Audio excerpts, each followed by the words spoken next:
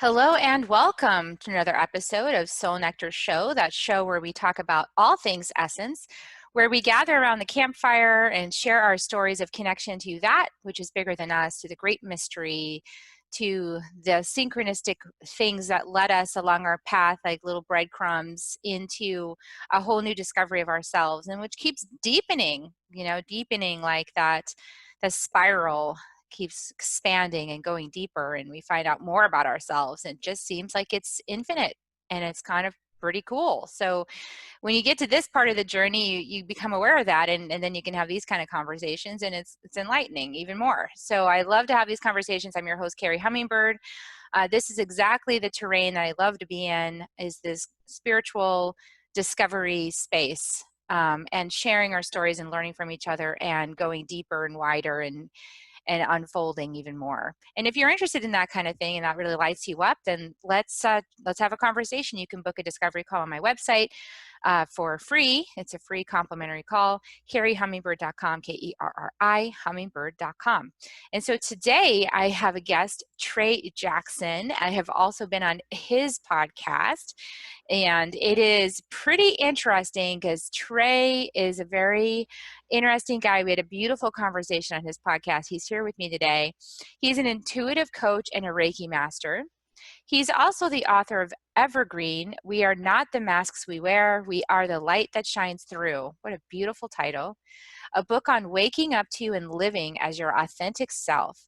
Additionally, he's the founder of the Alchemist Compass podcast, and his mission is to empower others and promote growth in themselves on their journeys of self-discovery. And Trey's own journey is deepening. He's getting his master's in psychology, right? So getting started on that process. So Trey, tell us a little bit about you and how you got started on your path. Yeah, that was a lot more official than my podcast. It's all good. My path. I mean, the path is always like 18 different paths at once for me, but that's just the way I roll, I guess. My podcast, The Alchemist Compass, all of it. I mean, you never really know where to start with these stories, do you? No, it's really hard, isn't it? Yeah, no. When I feel like I'm putting people on the spot now because that's what I do. The people that come on my podcast, but I guess it always starts with the origins, and I assume people that listen to this are familiar with the concept of we kind of choose our families in theory when we come into these lifetimes and these incarnations, and it's really interesting how we can. I mean, this kind of even leads into your book, The Second Wave. I'm like one of the people in the second wave. That's why I think your book resonated with me so much when I was reading it, because my family is nothing like me, and it was very confusing to grow up in a white suburban household that wanted materialism, and you do the things that you are told, have a family, have 2 to 3 children, get a pet, whatever, and then you're going to be happy. Money too, but right. And you grow up with that story, and that's the story that I grew up and given, the thoughts and the belief systems that I was given from my parents, and I just accepted them without questioning it. I'm like, okay, yeah, that's the way it is. And I grew up very sheltered, went to a private school, all this stuff, very, not in, no spirituality really at all. No metaphysical stuff. Just, that was that was what I was given, and I accepted it, and I didn't question it, for a long time. And, you live your life and things happen. I did believe in something, right? We always have an inkling that there's something else that exists. I don't really know what it is, but I'm not just going to say God isn't real, right? Or the universe, whatever you want to call it. And you go down that path for a while, and mine led me to college. Got some degrees in like supply chain management and history, and I took my supply chain management degree, got a very corporate job, had a pretty good salary, so in theory I should have been happy. I had a nice place to live, all the things that you would think. And no, I was miserable. Yeah. You get there, and Oh, I think yeah. you did a similar job. Mine was in IT. I was working with databases, helping to install software for companies like Nike and Home Depot, which, my parents were so proud of me, right? Because he works for Nike, or, these big companies that are so important. And I was sitting there like, yeah, sure. But yeah.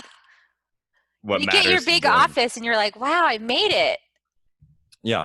Now what? Exactly. There was no making it. And I was very confused on why I was so unhappy. Uh, oh, it just led me into, I'd done psychedelics in high school, but I didn't do them in a spiritual sense. I just did them in a let's have fun and get giggly sense. But I remembered, like later on, I was very depressed. My girlfriend we'd just broken up. I was at this job and I stumbled upon some forum, right? Some forum that was full of psilocybin and talking about how mushrooms can connect you to different versions of reality. And in theory, this reality, we're going through a human filter, and we take things like mushrooms, or I have a cat, he might join sometimes. We take things like mushrooms or really any kind of psychedelic, we're basically modifying the way that we're viewing reality. And me being, pretty logical, I'm a Gemini, I'm a pretty logical left brain person a lot of the time. It made sense. I was like, oh, well, duh. Like, I have five senses. The way I'm interpreting reality can be altered, and that makes sense. So it's possible that we're multidimensional beings. Okay. So let me take some mushrooms and see what this is all about, right? And I do that, and I have a pretty intense experience. The most memorable thing was that I could see constellations. Like I could see them, right? The lines were there. It was very strange, and I was like, "Oh, is this how the Egyptians and everybody knew how to see this stuff?" So I began wondering about that. I eventually led to ayahuasca Mm. in Peru that I did for a week, and again, one thing keeps leading to another. I'm still with a corporate job while this is happening, but I guess the door is beginning to like crack open, and I'm letting a little light in to see what might be possible. I'm learning about synchronicities, and one day, and this is in the book a little bit, but one day when I'm coming home from the corporate, I'd done ayahuasca and everything, and I went back to the job, and I was sad again. One day I'm coming home from seeing a client, Yankee Candle in Massachusetts. I come home from seeing the client, and I'm sad, and I'm at the airport, and I just kind of send this whimper out to the universe, like I wish there was a way for me to get back in touch with my spirituality. I just wish I could connect to it again in some real way. And I send that message out to the universe without really realizing it, right? And then I get a lift, and my Lyft driver just happens to be into metaphysics a little bit, just by chance. Just by And chance. yeah, out of nowhere. And I'm like, okay, interesting. And he was talking about intuition because I was mentioning I'd he used it for investing, which I thought was kind of interesting. The way you feel can tell you what's going to happen with a stock or things like that. And I was like, okay, that's pretty interesting. He mentioned a book called The Kabbalion by Hermes Trismegistus. A lot of Hermetic teachings in there. I don't know if you're familiar with that stuff. I haven't read that book, but I think I will now. So we'll put that in the show notes if you send me that Yeah, title. for sure. And it Yeah. it has, I guess we'll call them laws to how the universe functions. Uh, like as above, so below, things like that.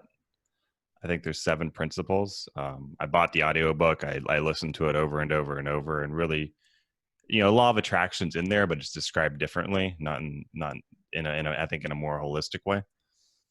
So these ancient hermetic teachings, I'm learning them, and I'm like, okay, this is how reality really works, and it's all starting to make sense to me. It's all starting to click, and I'm learning how to have faith and to trust in this unknown thing without any certainty, which is usually the most challenging part for anybody when we're beginning to get in touch with our spirituality, is to make these decisions without any certainty. And I quit my job. I sent an email and I quit my job. My plan at a low level was to essentially trade Bitcoin and profit from that, and drive Uber or something. Like there was no real plan, right? And I leave that. So I leave the job, and then I send this email to my boss, and then there's a lot of explaining, but I was moving into a new house. I have this cat right here, right? And my roommate had a new cat. He used to be a feral cat. And I just quit my job and I'd been in that house for 2 days. Our cats hadn't met each other yet. And then I was like, it's a good idea to have these cats meet finally. We should put two cats in a room together that are both Yeah, male. they're going to share a space. Oh, Yeah. yes. It's going to go real well. It did not. So we introduced them, and I was trying to protect my cat, and her feral cat bit the shit out of me. Uh, there was blood everywhere, Oh, my goodness. and you can kind of see the scar. Oh, my goodness. That is a big scar from that cat. Well, it's from surgery, so Wow. I cleaned it up. I was like, it's not going to get infected, and naturally it gets really infected. My everything, my whole arm is swelled up to like my elbow. I can't move anything. I get to the ER, maybe 2 to 3 days later, and they tell me they might have to amputate my hand. I'm probably going to lose it. Wow. And I'm sitting there just trying to process all this. But there's something in me that makes me feel like I'm going to be okay. And at my job, I actually still had my health insurance because I hadn't, I put in my notice, but I was going to work there for 2 more weeks. I still had my insurance, and which was pretty lucky. Yeah. So they did the surgery. I wake up, my hand's still there. I'm pretty happy about that. They didn't really know, until they got in there and looked at it. Apparently, a lot of people die from this sometimes if they are obese, or it's hard to find if the infection spreads too much. It's just not good. And I don't know, the fact that I could have lost my hand, and smaller chance, but I could have died. I don't know if it was a wake up call, but the synchronousness, sure, we'll call it a word, of the timing of me quitting my job, taking a chance on this, and then the universe basically making me take a seat and say, you can't do anything right now. They put a PICC line in my heart. I had to give myself antibiotics each day. I had to carry around a little, I don't know what they're called, but it was my IV bag was connected to it. I couldn't go anywhere. I couldn't do anything. I didn't have to go really work anymore. So I was just with my thoughts in the basement of my aunt and uncle because I left the house where the cat incident happened. And I'm living in this basement essentially by myself for the next 3 months. It takes me about 2 months to recover. But I took it as more of an opportunity, right? People want to if you've been running or going so fast your whole life, you never really stop to actually stop trying to control, stop trying to predict, stop trying to create the life that will make you happy. I'd been trying to control this my whole life because I really hadn't been happy. I was depressed on and off. Wasn't happy with my family, any of that. But I start finding these books, I start reading them, like about intuition and about lucid dreaming. And I've always had crazy dreams. So I start diving into this lucid dreaming concept and the fact that, potentially dreams are this space between the 3D human reality and 5D, whatever the multidimensional consciousness is, higher consciousness, higher self. There's a bridge between the two because it's all connected anyways. And that bridge is happening when we sleep. And I start getting interested in this concept. If there's a way for me to regularly check in with my higher self to see what's up, then I want to know what's going on. Give me the deets, right? So Absolutely. yeah, I don't know what your dreams are like. And most people tell me they don't dream. And at the time I was like, what do you mean? I dream every single night. My dreams are insane. Like they're just all over the place. And it's like, and people were just like, no, we don't dream.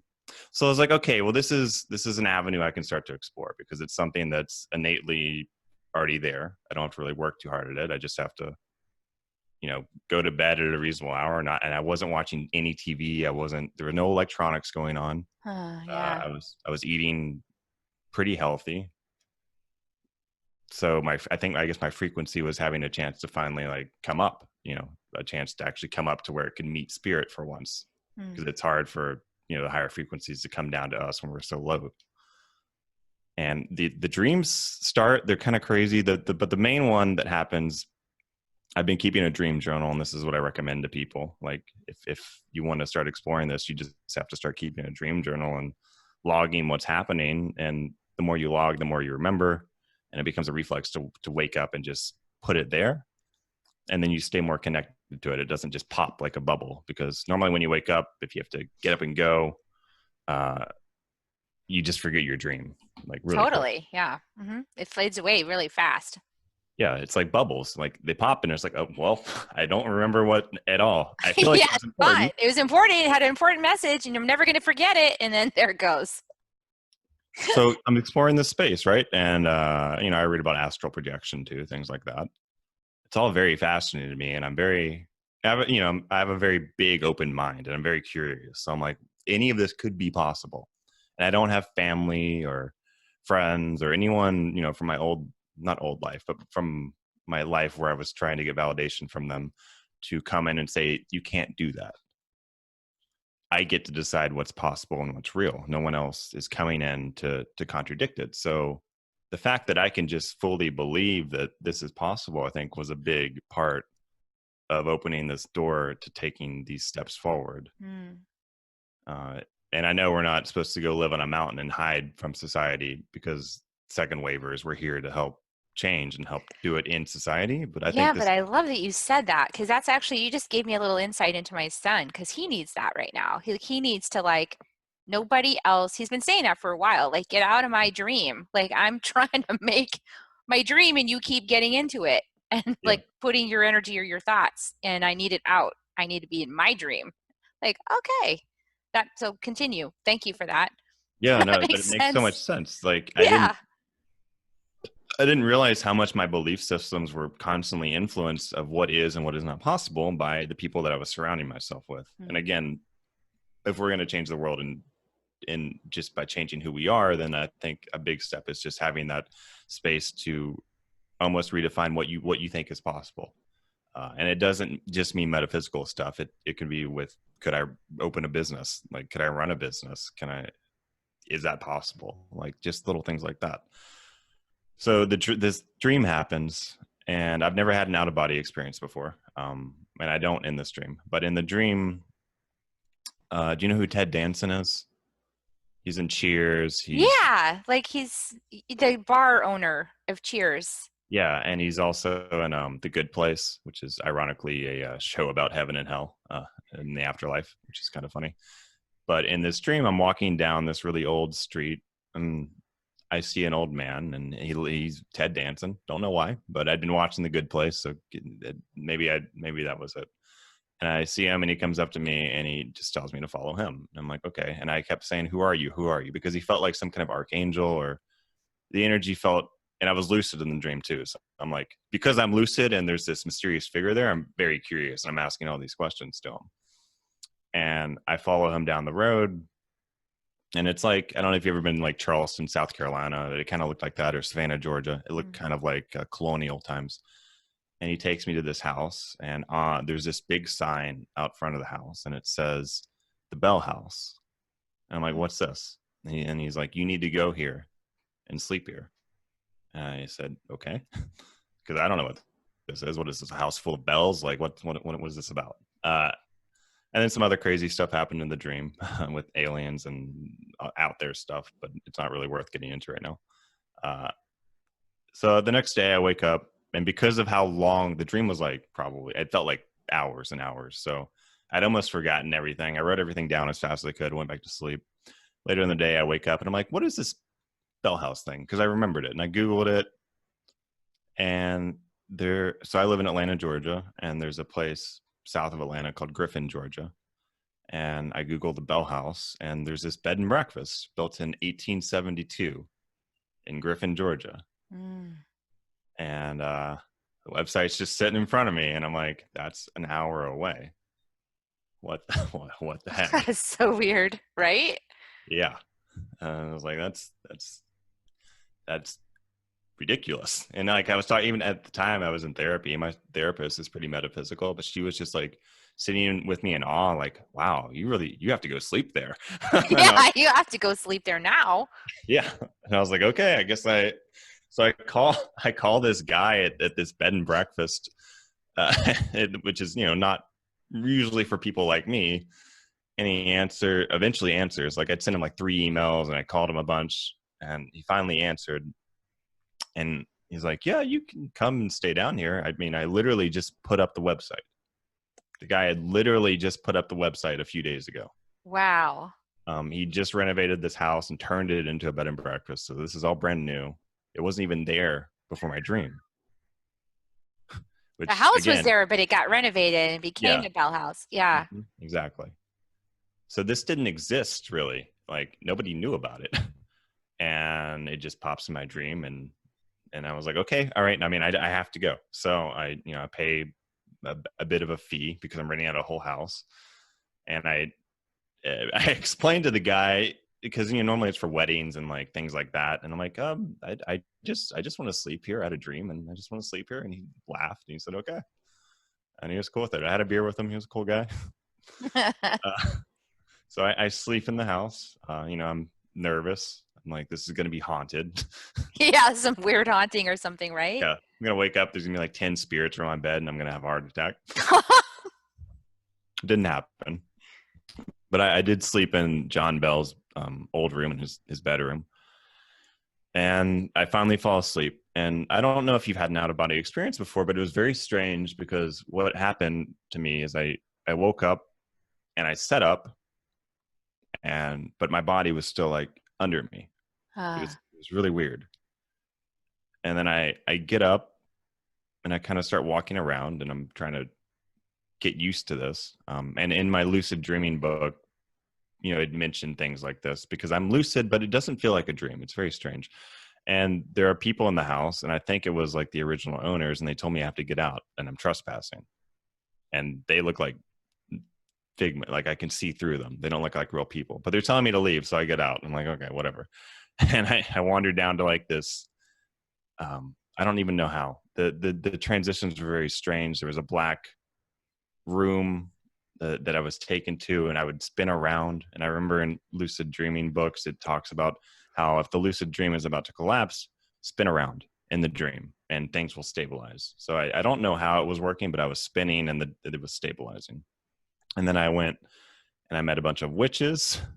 I was at a seance watching these witches do this ritual. They told me I couldn't be involved yet.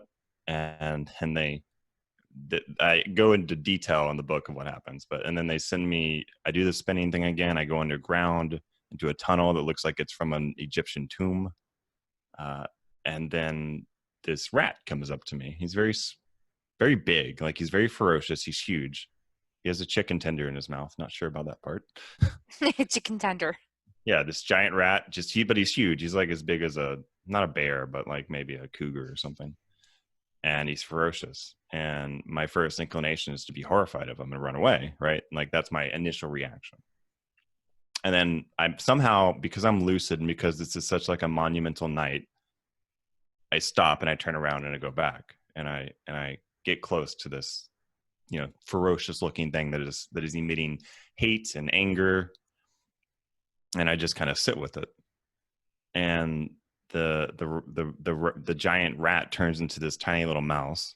I don't really know how, but it just kind of poofs into it, and then he just runs away. And I was like, okay, it's very strange, but I think the lesson is about fear. Mm-hmm. And then I'm taken to the black room again. I'm spun around again, and I wake up in another room. And this time in the room, there are all these. I think they were kind of teal green walls, but I'm in a room. There's no doors. And in front of me, there's this giant brick. And this brick has this angry face on it. And again, it's emanating hate. Like if I get near it, I almost like want to vomit because it's so, there's just so much anger and so much hate. And I almost can't get near it. And I try to get out because I don't, my initial reaction is this doesn't feel good. I want to leave. I want to be comfortable. And I finally come to, and I turn around and I go back to the brick. And even though it's emanating hate and wanting to hurt me, I pick it up out off the wall. It was like sticking out. So I pulled it out and hold it in my hands. And it disintegrates into this blue mist, or not blue, green mist. And it was like, it came up to me and it just like went into my face. And then a door appeared behind me and it opened. And a man appeared and he said, "You're ready now." And he said his name was, he didn't talk, it's all telepathy. He said his name was Gam, and somehow I knew he spelled Gam, Gam. Mm. Interesting name, I guess. And he takes me to this room down a hallway, and he tells me the dream is collapsing almost, which I thought that was kind of funny because that's from that movie Inception. But the hallway's shaking, and I'm following down the hallway. So he says we have to hurry because it's collapsing. And he takes me to this room, and it's like a kindergarten table. And he sits at this really small chair, and he starts writing down. He calls them spells because he's altering my DNA. Mm. And I'm like, okay. And then I become kind of lucid again. I'm like, wait, why did I have to come here? Like, what's going on? And he called me a stupid muggle, which I don't know, Harry Potter. Yeah. And at the time, like later on, when I reflect back on it, I'm wondering if he was like grabbing the words from my brain that represent what he Yes. wanted to convey. Yes. Muggle was the word he wanted to convey Yeah. because like that's not his language. Uh, and he wrote down a bunch of stuff. They were really weird symbols, not weird, but just foreign to me. And he just said, this is going to become part of your DNA. And I said, okay. And then he said, now it's time to go. And he took me to this room, and he shrunk down into a goblin covered in purple. I don't know why. I don't know if he was actually a goblin. And then he disappeared. And then I went to the black room again, and it spun. But then I felt like I was in my body again. Mm. And I opened my eyes. But it wasn't like waking up. And that's the part that's most interesting to me is like, it's not like waking up. It was like, oh, I'm back in my body now. And it's very different from anything else I've ever experienced. So all of this happens.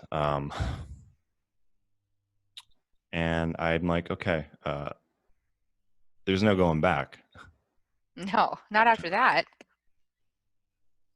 And you're on the path now, right? So there's no going back. It's impossible. Yeah. And I want to share this experience right away with everyone because I'm like, that's real. I just experienced that. I wanted to share it with my family. I wanted to share it with my friends. I wanted to show them, people, I wanted to change people's belief systems essentially without them having the experiences themselves, that this is all real. And, what do you think happens? They are like, you're crazy. You're insane. There's something wrong with you. You need to go to a mental hospital. The mental hospital came up. Yeah. You need some drugs. You need to make that stop. And I was so frustrated at the time because this very real, very powerful experience, and I assume it was about love and fear and what fear really is and what hate and anger really are. Just polarity. It's all one thing. That's one of the Hermetic philosophies is everything is polarity. Hate and love are inseparable. They are one thing. I like on our podcast today when we talked about fuck you and love. Like, yeah, I love you and thing. fuck you. Yeah, same. So, all this happens and I'm like, well, what do I do now? I went to see a psychic because again, a bunch of synchronicities are leading me. It's almost too much to talk about. But I went to see a psychic and he asked me, why haven't you written the book yet? And because I've been, I'm like, I have to do something with this. And I'm like, you're right. And the way he described this is what actually got me to write the book. And this is for anyone really that wants to channel anything. Like you channel, you get it. The thing that you want to create already exists energetically. It's already done. It already exists, the energy of it. And you just have to serve as the conduit for it to come down and flow through. And you just have to listen and transfer. It's not don't put the pressure of having to create this phenomenal thing from scratch because you're not really creating it from scratch in a way. It's real. It exists. It's just in a different plane of existence. And you're just going to move it from that plane of existence to this plane of existence. That's helping me right now because I've been really struggling with my new book, as I think I told you. It's hard. It is, like, because it has to be embodied. It's an embodied book. So, yeah. Yeah. Yeah. And that's part of it because you are the channel, like you're the filter. So if there's something off with you, it's going to come through your filter and come out that way. So, but the way he described it took the pressure off. And I came home and I sat down and I just started writing. And I don't know if I did it I wrote with my hand. My hand was still messed up, but it was almost like the writing was healing my hand to where I could use it again. And I just made a commitment somehow to where, because I didn't have a job or anything going on at the time. I was very open to just anything. I was doing my meditations. I was very connected. And I would just sit down. I would put on these. I don't know if you know Tom Bird, but he's a person. He works in Sedona and he helps people write books in a weekend. And I found his materials and some binaural beats that he created that are kind of different. And I would play those and I would listen and I would essentially just listen. And the thing that got me to write the book was the words are coming so fast when I'm listening because I'm writing a sentence and I'm always having to catch up to what I'm writing that I can never really stop and question it. I can never really get ahead of what I'm writing and be like, is this correct or is this incorrect? I just have to keep up because it was coming so fast at the Yeah, time. that's what it was like when I did the second wave book. Mm-hmm. Yeah, you don't stop to question the chapters. I didn't stop to edit the book until it was done. Not really, because it just something in me just said you won't finish it if you do that. So I just sat down every night and for 1 to 2 hours, just I wrote. And it's very funny how I'm a person that would totally love to have an outline and love to know exactly the way the book's going to look before I what I want. Right. Yeah, this book I'm looking at is a mess. I'm so frustrated with it. I'm just like, okay, fine, whatever, new topic. Like so irritating. And I keep having to like move it around because it doesn't seem like it flows, So Mm-hmm. yeah. And mine, I mean, I think with the first book, because I think your first book was a little personal too. Like this one's a little bit personal, Mm-hmm. but I know that story so well that I don't think there was a wrong way to do it. And the funny part is about not having an outline gave me some flexibility. But at the end of each chapter, I already knew what the next chapter was about, and I Mm-hmm. would write a few sentences of the next chapter just so I could have a starter Pick for the when. trail up. Yeah. Mhm. Exactly. And that's the way it flowed. I would always have the beginning of the next chapter written down. I would sit down and I would just channel it. I call it channeling. I mean, I'm obviously the filter and it's coming through me, but it felt like automatic writing to some extent. And within a month, the book was done. And at the time, I'm like, oh my gosh, writing books is so easy. I'm just going to write like 1,000. Yeah, but that only the certain books are easy Yeah. like that. Yeah. Mm-hmm. Because that one was so personal. A lot of lessons and a lot of teaching around the personal stuff, right? And I'm using my story one for people to have something to connect to, and the idea was that I needed to write the book as it was happening because I feel like a lot of the times the people are going back and they're being like, "What happened? Like 3 years? How did I get here?" And we don't really remember exactly what was going on. And I wrote all this basically as it was happening Mm-hmm. in real time. And I can write okay. I have a history degree. I was like, I got this. I've written plenty of papers. I used to do stand-up comedy, so my comedy's in the book a little bit, and it just flowed really well. And it's funny because when I was doing the edits later on, that's when I was inserting a lot of the comedy to kind of release tension when there are very, heavy parts, like Yes. just a little joke, just to lighten the heaviness a little bit. Isn't Um, that beautiful that your soul planned that all out, that you knew that you would need a little levity for your role on Earth here? You oh know? yeah, and I didn't even talk about the comedy part because that was really the first time in my life I'd kind of broken out of my shell to do something that I just needed to do something that I thought was not possible at all. And it was using, because I'm an overthinker. I'm always thinking about what other people are thinking, uh, what the reaction is Well, going to you're be. psychic, so you can, and you don't know that at first, right? So, like, you can pick up on what other people are thinking and feeling, and you're like, I think I know what that person's thinking, like, but then you wonder if you're making it up, but Yeah, then you realize you're not. And it's like, this is it's funny. trippy, right? And if they deny it, it's even more confusing because it's like, oh, I thought I knew. Oh, it's the worst if they deny it. If they deny it, it's terrible.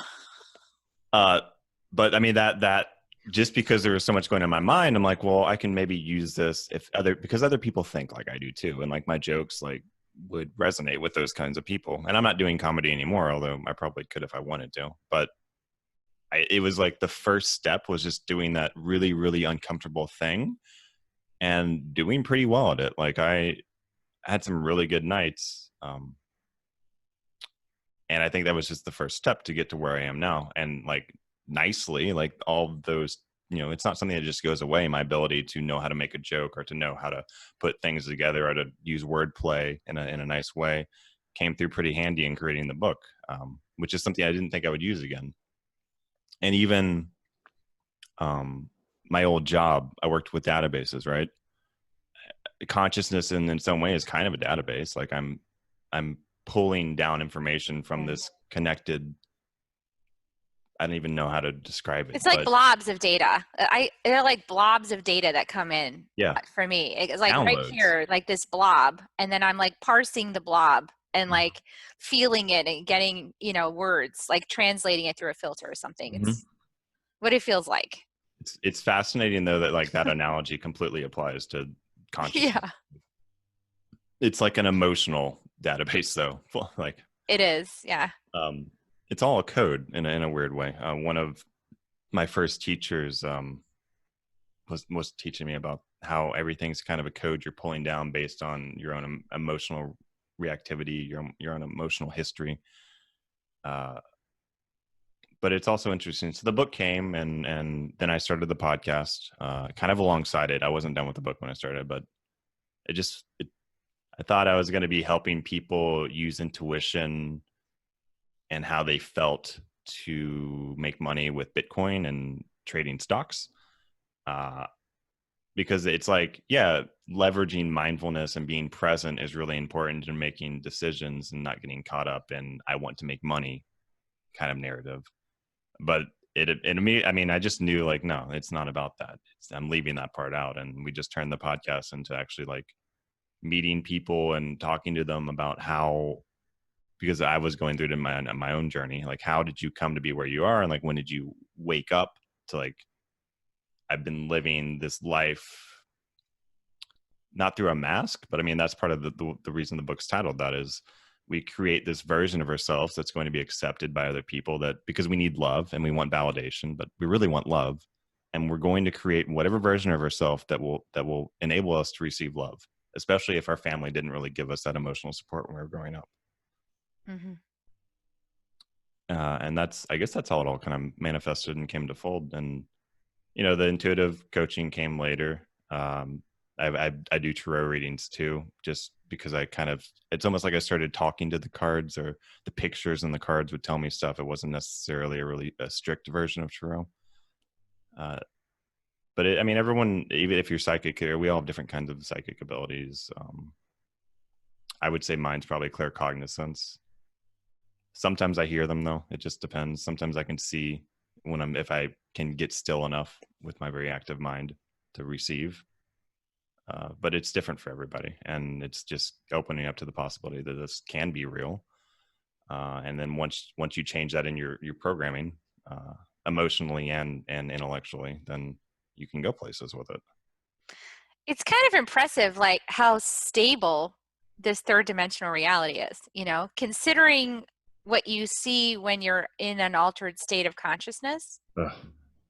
It's pretty amazing how stable this whole thing is, like in terms of there's always the trees, and if you leave the house looks exactly the same way when you come back. Like it's a miracle that it's so stable, considering how much fluidity there is when you see it when you're in the altered spaces. You really see how fluid the whole dream is. The dream is very fluid, but this part is super stable. So it's really interesting. Yeah, it makes me appreciate it. Especially like one place that's I think that's why when people are like, "Oh, I just did a trip and I came back to reality," you appreciate it a lot. Assuming you're not doing that all the time. But even dream states, even like, I don't know if you've ever done like a sensory deprivation tank, but things like that, you can have those types of altered experiences just by removing the other senses. Mm-hmm. And eventually you get into this weird flow state to where there is no stable organization and construction of a linear reality anymore. It's all just all this stuff happening at once. And it can be very confusing. The ego can't really do much there. Mm-mm. But here we can. Yeah, because it's slowed down enough. Like it's slowed down to the place where you can really ground into it, which is a part of the reason we're here. We get this kind of experience. But really, like, we're on a planet that's moving like thousands of miles per hour or something. Like, this doesn't seem that way because it seems like it's all the same. It seems Yeah. super stuck in the same, but it's not at all. And when you start to work with plant medicine, things like that, you really start loosening up that attachment to the matrix that's the same. Yeah. And then you can start perceiving things differently. It's And still, I'm grateful that trees and mountains stay there. Like, I'm really grateful that they are the same. And yet at the same time, they're moving. Like, they're moving with us. moving. But it's like so nice that they're still there. Yeah. You do a time lapse video, you'll see that stuff moves. I mean, Just even doesn't if seem like it does, but it is moving. it's all relative, right? Like, because I mean, if you looked at the Earth from this bigger Pangea scale, like, yeah, the continents are moving. Yeah, everything's moving. From a cosmic consciousness level, which I don't know what the Earth's consciousness looks like in a higher dimension. I assume it doesn't look like this. It's completely different, which it's so, I mean, all of this stuff, like, once I took down my borders of, like, this is the way it is, like, even thinking of things like, yeah, Saturn has a consciousness. I'm only seeing the 3-dimensional aspect of that consciousness. I Yeah, don't and even, that's why astrology is so fascinating, is because you start to realize it's all written in the stars, literally. yeah. And then, like, these tools that we have now, like the human design and the gene keys and all these tools, like, you look at this stuff and you're like, that's me. That's me. Like, I'm programmed to be that. Mm-hmm. That's crazy. And if you try to go against that, that's like your dharma, then you have a lot of suffering. But if you go along the path and you see, like, oh, this is what I'm here to learn, and just surrender to that process, things get easier, right? You discover it. It's like, okay, I'm here to do this right now. Yeah, Cool. yeah. You gotta let the current. You just gotta ride with the current, which is it's hard. It I is. always want to go back upstream, I but was trying to swim upstream and yep, do something against the current, your own current. That's why it's so crazy, because there's like the whole current of your family, and they want you to be this other thing. And when mm-hmm. you're doing that, you're actually swimming against your own current, and it feels terrible. Like, you're like, this isn't fulfilling. I don't like this. Right. But then when you start to go along your own flow, you break from them kind of, and you're like, I'm happy now. And they're like, now you've got all these other slam doors. It's like, Yeah. ah. So it's just, I guess we're entering a phase, I hope, where people start to get curious about each other. Like, oh, who are you really supposed to be? Like, who are you Yeah. designed to be so I can appreciate you the way you are, rather than trying to make you what I want you to be. Creating a space where vulnerability can really exist, because the way people feel, we don't see it. I mean, we can feel it, but they're not going to tell us. The words are usually not going to match it, and you have to somehow find a way to move below the surface of things with people. I mean, that's why I created the space I did. I mean, that's why I'm going back to school for mental health counseling to get my master's, is to create these vulnerable spaces for people to really find out who they are, kind of on their own. But they can decide. Like, nobody else around them has to decide who they are. Only they have to decide. It's just you. I know that we have our parents. I know that we have our significant others. I know that those people are always around us, and they can, affect who we are to some degree. But ultimately, it's always us making the decision. It's our responsibility, which can be frustrating. I think you were mentioning when you went to your spiritual teacher the first time or something, that he's like, yeah, you're creating that. And you're like, wait, what? No. Yeah, he was like, you're creating this mess that you're talking about here with me. This is not a psychotherapy session. Yeah.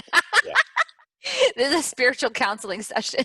Right. And like, even the only reason I'm going back to school is obviously to get the license, but I want to create this, bridge between the psychotherapy and the talk therapy, and then the actual energetics of it. I'm a Reiki Master too, but like working with the energy body, working with the spirit body, because the 4 elements matter, and each element is connected to a different body.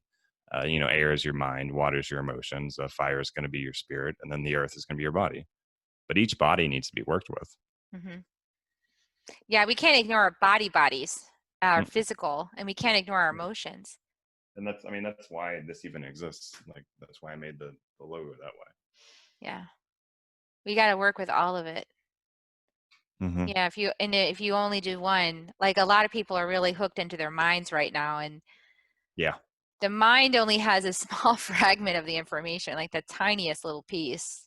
And it's just, it just keeps like a record, it just keeps repeating the same thing over and over and over and over and over again in your brain, and you're just like, oh, I'm so sick of this story, like let's move on. Yeah. And I wonder about like how quickly we can change when we've had because the mind just it seems so powerful sometimes, especially right now. And it gets so much momentum. And when the mind has so much momentum, it's almost impossible to just be like, oh yeah, I'll just go meditate and I'll feel better. Like, you must have to go hit a punching bag for an hour or 2 hours before you can actually sit down to meditate. Medicate. No. Heavily meditated. Heavily meditated. Before, and this is just from my own experience, like, I have to move the energy in some way. If the mental energy is so fast, I have to move it either through my physical body or Mm-hmm. write or scream. I mean, it has to move though before I could actually sit down to meditate, because you don't just sit there and become zen fully bliss if all that energy is existing and moving already. I would love for us to get to a place of conscious awareness where we're not afraid if we hear somebody like scream in the next house, because we know that they're just like letting some energy out, My- like it's okay that they just screamed, like that's not yeah. a problem. They just went like, ah! And then they're like, I'm okay, like just to let you Yeah. know for sure that it wasn't one of those screams, like because I mean, we have to get comfortable with this, Trey, don't we? I mean, Yeah. there's like this emotional energy, everyone's bottling it up and being so fucking polite, Oh my and God. and meanwhile drowning and suffocating in all the unprocessed emotional and everything they're feeling in their bodies is just like stuck, and none of us can breathe. That's why we had to get COVID, because Mm-hmm. nobody could breathe, because we're all so freaking Oh, controlled we're and wound up. informed, and God, I'm just like this. Get me out of here. Like, I just want to be free. I want to be free of all these rules. I know. And that's, anyone that's spiritual or has a strong spirit, we want our freedom, right? Like, because when we're in spirit mode, like, we're used to just everything happening pretty quick, in the spirit realm. Like, it's kind of similar to a dream. Like, when you start lucid dreaming is the analogy I use. Like, if you think of something in a dream, and you're lucid, then usually it will appear, or usually you can fly, or, you can get what you want pretty quick. There's not a lot of resistance. But here it's much slower, and that's like the rules are just slower here. The same rules apply, and that's the concept of like as above, up so below. Everything in spirit is just instantaneous. It's fast. There's no linearity to it. It's all And the happening. realizations are so profound. Like when I'm on plant medicine, I'll be like, oh, wow, okay, great. And then I'll be so excited because I'm like, Oh yeah. yes, that's what I'm going to do. Like, that's the solution to this thing right here. And I'm like, yeah. Mm-hmm. And then I come back into my reality, and I'm like, it's not that way. I'm like, shit. But it's No, so it's not that obvious. way. Like, I had to make it that way now. So you gotta then you have to take this step. We have to we get this big spirit message, we get this download, and it's already done. It's already done there in a higher Yeah. space. It's done. But then we still have to move through the practice to implement it in the third dimension. Like, you still have to take the steps. There's no avoiding the steps. That's not a spiritual bypass. We did it, yes, and now we got to bring it down into the lower dimension, so it's just, I'm so impatient because Oh I'm yeah. so in tune with the other dimensions, and I'm like, it's there already, why can't you just do it, and it's like, because they have to, because it's like this, and I'm not a generator either, I'm a manifestor, so it's quick for me. Like, Yeah. I can make a 180 in my whole design on something. I'd be like, okay, yep, that's the new direction. I'm going to do that. And everyone's heads are spinning. They're like, what are you talking about? We don't believe you. This is bullshit. Yeah. And I'm like, no, I'm there right now. Like, I'm ready. And they're like, well, we need like a year to catch up with that. Which That so drives much me time. crazy. So, It's yeah. But it is interesting that like spirits like are that we come here because we almost want the challenge because it's so easy in the other dimensions. Like Yeah. because it's just because it's all love and it's all just happening we don't even think about how different it is when we come in here and incarnate, how different it's going to be. And I've been told like sometimes when people set up their lives like in their spiritual contracts or whatever, like what they want to do in their life, sometimes like their spirit team or spirit guides are like, that's a lot, you sure want to do that? And we tell them, yeah, I'm going to go do that in this dimension. But And we think it's going to be easy, and then we get down here, we're like, whoa, why did I check all those boxes? Like, right. I think I want all that stuff now. But then there's so much more that's possible, and I'm in that space where I can see. I got the rose colored glasses this time, so I get to see like, oh, like here's the potential. Like I'm in that gene key, so I'm like, oh, we can go over here, Mhm. like, and I'm like, but we're over here. Dang, let's get going. Like I could see this whole trajectory, and but people are here, and then I get impatient because I'm like, we're going here. This is where. Don't worry too much about all this stuff. This stuff's like so petty. Come on, like let's move.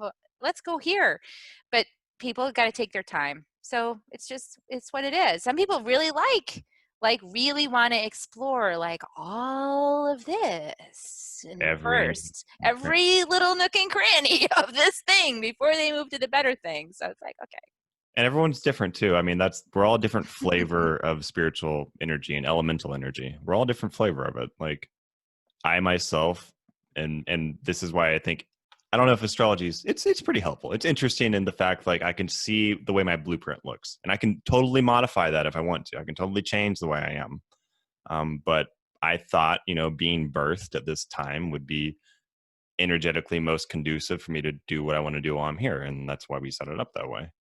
Like if I need to be writing and being creative and have open possibilities, then having a Gemini sun, a Cancer ascendant, and a Sagittarius moon makes sense. yeah, Like, you because know, that's the life you chose. yeah, So I think this is beautiful. And so yeah, we're moving into the space where people will just get to discover who they are and why they came here, and then just enjoy that process rather than trying to be something they're not. And that's why I love your story, because it's like you were trying to be something you weren't, which was really unfulfilling and boring and dry. And then you were like, that's not working for me. I just have to be me. And then it got crazy, wild, and amazing, like overnight. So yeah. literally. So And that's what we're trying to say here on this show. in like 3 months, my whole life just changed. And by the way, like when your life changes like this, it's not easy at all at first. Uh, it starts out being easy. I don't know if you've read the book The Alchemist, but you get these little gifts in the beginning, like To being able to encourage write a you. book. Yeah, it's like, yeah, keep taking steps. We're giving you some training wheels at first, so it's going to be easier in the beginning, and then it's going to get hard. But you've already committed, so you're going to keep going in some respect. Hmm. Exactly right. So on point. Yeah, Beautiful. Well, I could talk to you for hours, literally, Trey. Like, and I want to talk to you more again. Like, you're definitely coming back on the show, if you want to. yeah. I That's the like. manifestor in me. I'm a Gemini. I like to talk. We're good at it. So, well, I hope you guys really enjoyed Trey's story. Wow, that's amazing. So, Trey, how do people get started if they want to know more about you? I'm going to put the link to your book. I assume it's on Amazon and things like Hmm. that, right? So, I'll Yeah. put a link to the book. What else, like your podcast, your book, how else do people like get started to get to know you a little bit better and see if it's a good fit for them? For sure. If you're just curious and learning and expanding, I mean, people that have been going through their own spiritual awakenings have been reading in my book and telling me like it felt nice to see that somebody else was going through exactly what I am going through in these moments, and it's nice to have that empathetic connection to this other person that's kind of done it, and encouraging in a way. And there are a lot of tools in that book too to help you along the way, and just the insights that I got along the way. And that book is on Amazon if you want to grab that. The podcast is on Apple Podcasts. It's on Spotify. It's on iHeartRadio. Some of it's on YouTube, not all of it, but some of it is. And you can find that by searching The Alchemist Compass.